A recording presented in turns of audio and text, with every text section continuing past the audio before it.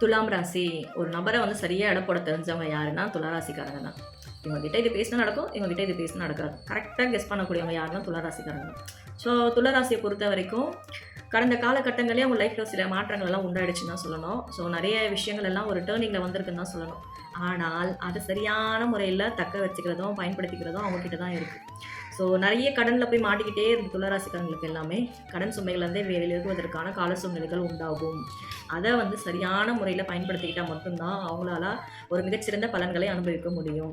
2026 துளாராசிக்காரங்களுக்கு ஒரு மிகச்சிறந்த ஒரு வருஷமாக இருக்க போகிறதுல மாற்றுக்கிறது இல்லை. ஏன்னா எல்லா கிரகங்களும் அனுகூலம் தரக்கூடிய ஒரு அமைப்பில் தான் துலாத்துக்கு இருக்குது. ஸோ அப்படி இருக்கும்பொழுது சரியாக உங்களுக்கும் அதுக்கான ஒரு தசாபுத்தி காலங்கள் வந்து ஒரு நல்ல அமைப்பில் நடக்குது அப்படின்னும் பொழுது அதோட பலன்கள் வந்து ரெட்டிப்பு பலன்களாக துளாராசியை பொறுத்த வரைக்கும் அதிகமாக வந்து பயணங்கள் மேற்கொள்ளக்கூடிய ஒரு கால சூழ்நிலைகள் உங்களுக்கு இந்த வருஷம் ஏற்பட போகுது.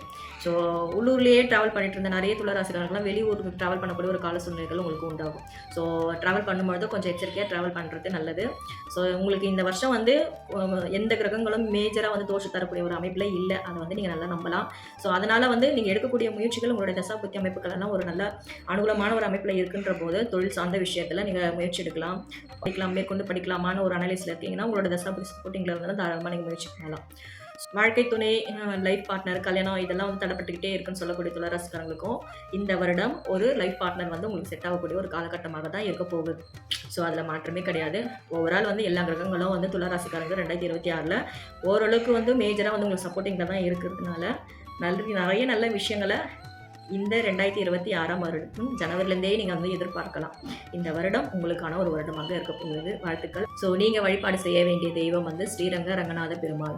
ஸோ ரங்கநாத பெருமானை வந்து ஆத்மார்த்தமாக வணங்குங்க. அவர் காலில் போய் விழுந்துருங்க. கண்டிப்பாக உங்களுக்கு எல்லா நன்மையும் அவரே செஞ்சு கொடுத்துருவார்.